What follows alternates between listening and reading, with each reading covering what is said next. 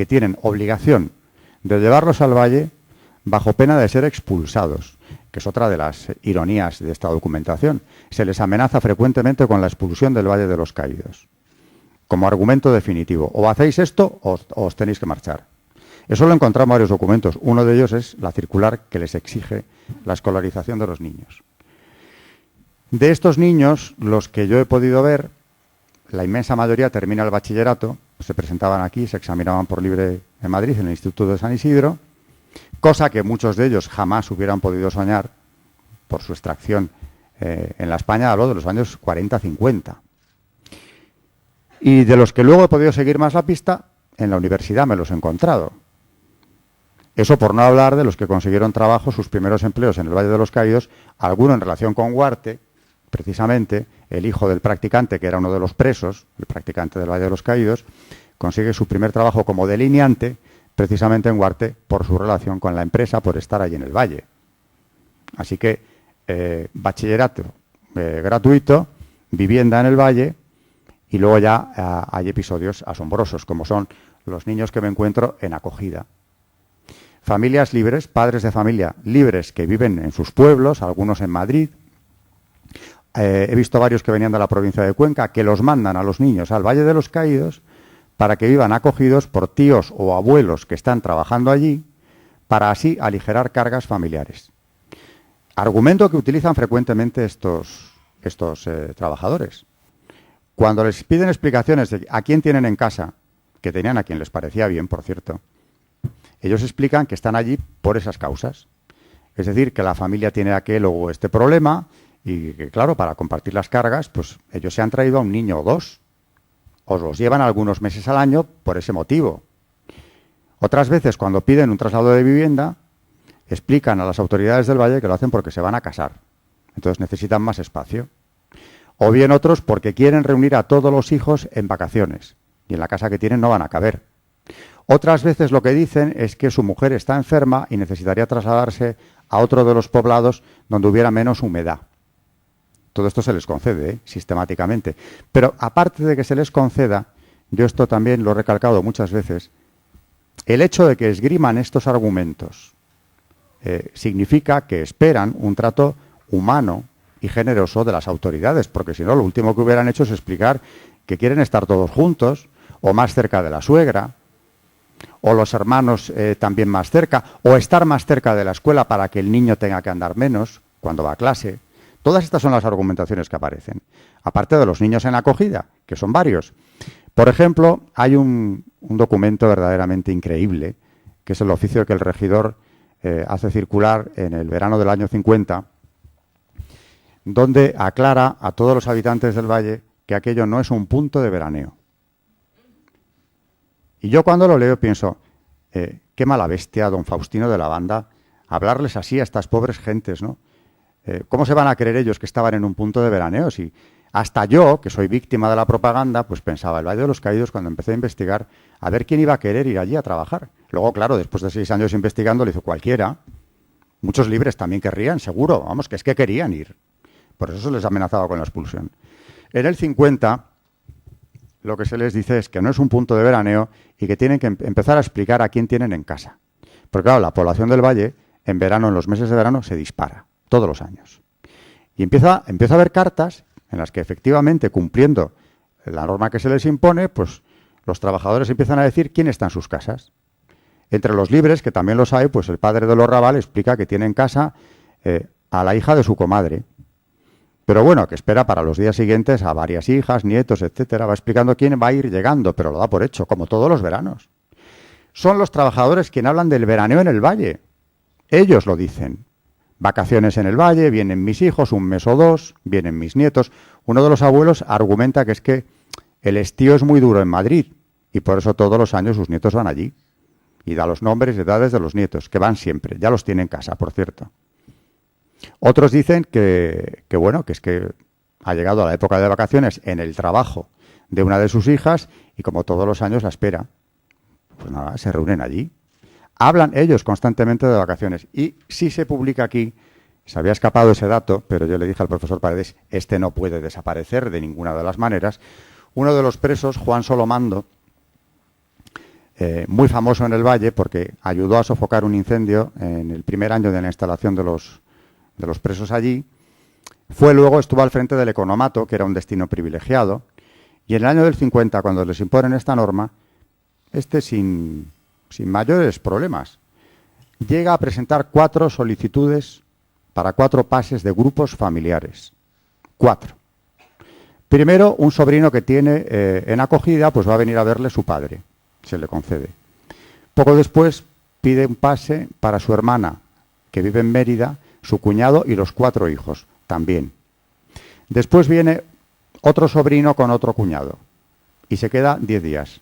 El que venía a recoger al niño necesita 10 días para recogerle. Y ya finalmente, en octubre, cuando han pasado por allí toda la parentela, pide un nuevo pase para su suegra. Es la última, pero acaba yendo en octubre, también. Concedidos los 4. Y no era un libre, porque Benito Raval sí, y además era un hombre muy querido en el Valle.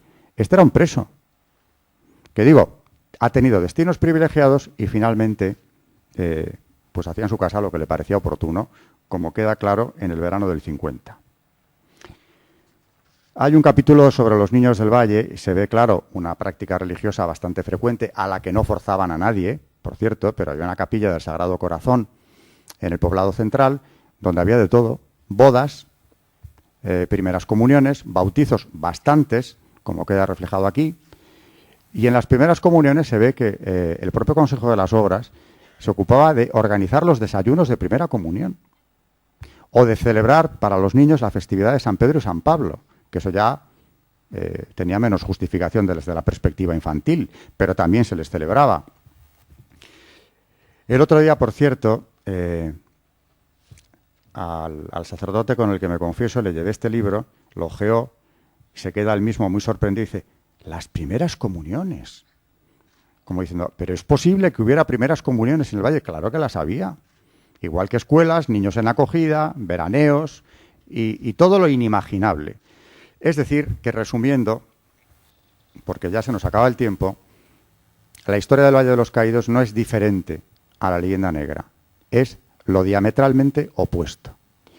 Se ve una actitud de una humanidad por parte de aquellas autoridades que hicieron verdaderamente lo imposible por hacerles esa estancia lo menos dura posible. Para muchos de estos niños, insisto, el ir al Valle marcó la diferencia entre ser, no digo analfabetos, pero desde luego tener una formación muy básica en sus pueblos de origen o poder convertirse en universitarios. Esto es lo que representó para ellos que sus padres estuviesen allí, o sus tíos, porque a veces no eran ni los padres.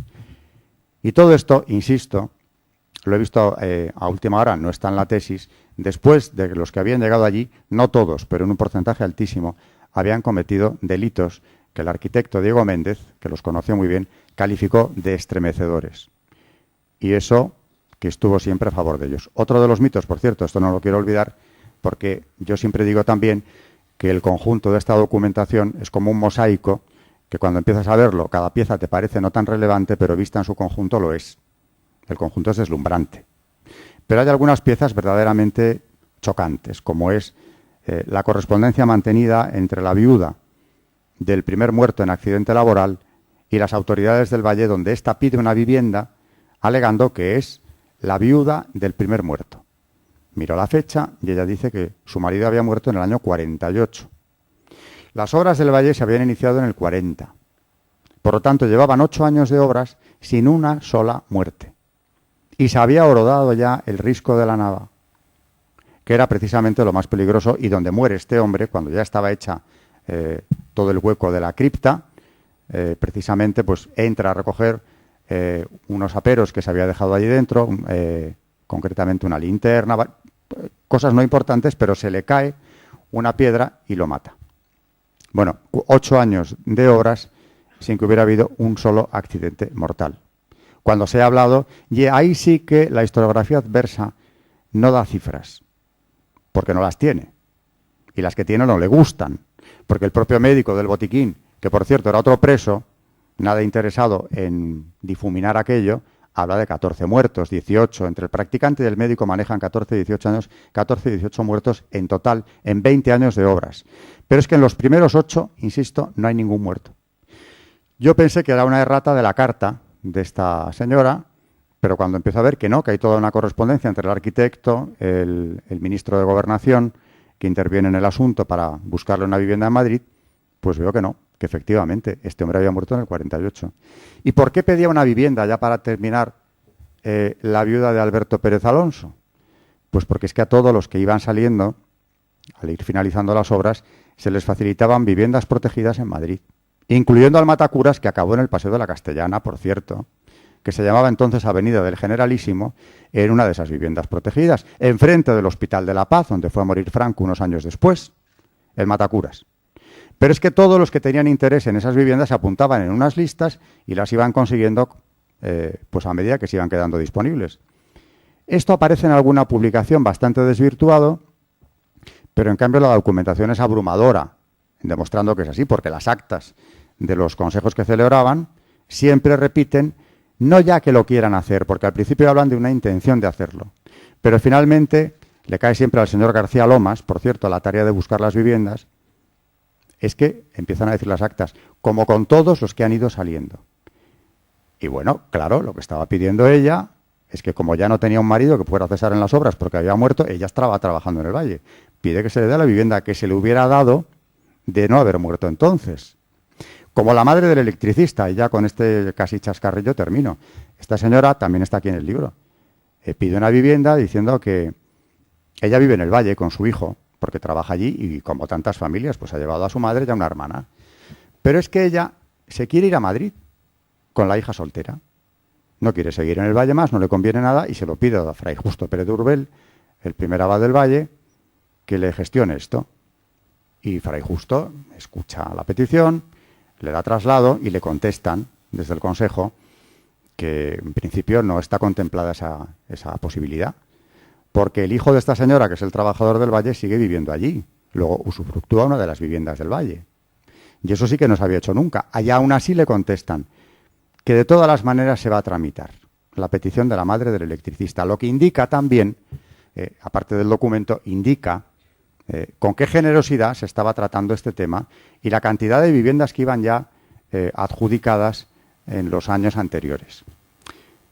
En definitiva, aquí lo que se ha recogido en el libro es nada más que esto, la historia de la construcción.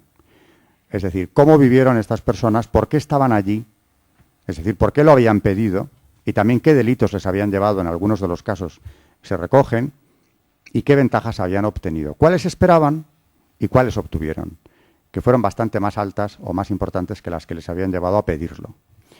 En definitiva, lo que se desmonta al acercarse a las fuentes primarias es toda la leyenda negra, es que no hay un atisbo de la misma. Naturalmente, de yo haber encontrado sombras también en medio de estas luces, en la documentación, las hubiera recogido. Pero es que no las hay. Es todo lo contrario. Es la vida de un pueblo español de la época, y mejor que muchos pueblos españoles de la época, lo que se ve en estos tres poblados de Cuelgamuros. La parte que no aparece en el libro, pues ya es un análisis, como decía el profesor William de Mendoza, de por qué se ha producido este acoso al Valle de los Caídos desde el 75 o un poco después en adelante. Ese ya es un análisis en el que, bueno, yo me extendía tratando de darle alguna explicación, que las hay, y muy contundentes, ¿eh? Por supuesto son políticas, ideológicas, religiosas, también son religiosas, sobre todo son religiosas.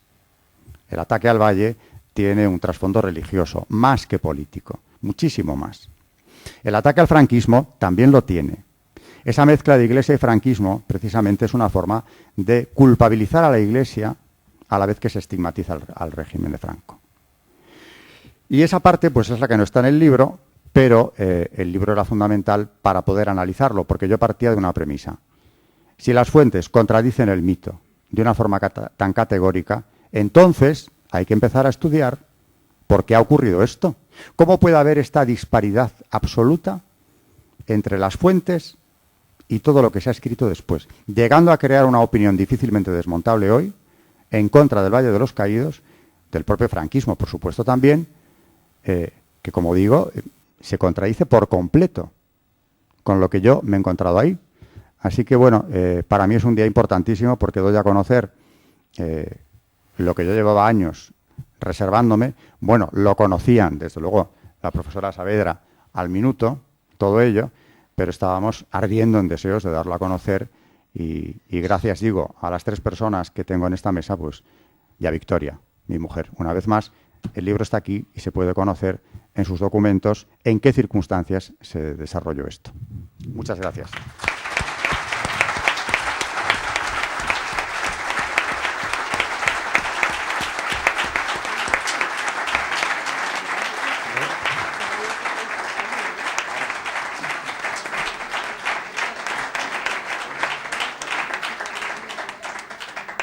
Como yo he tenido la posibilidad de verles a ustedes las caras mientras hablaba el profesor Bárcena, he podido comprobar, una vez más, que la realidad es mucho más interesante que la ficción.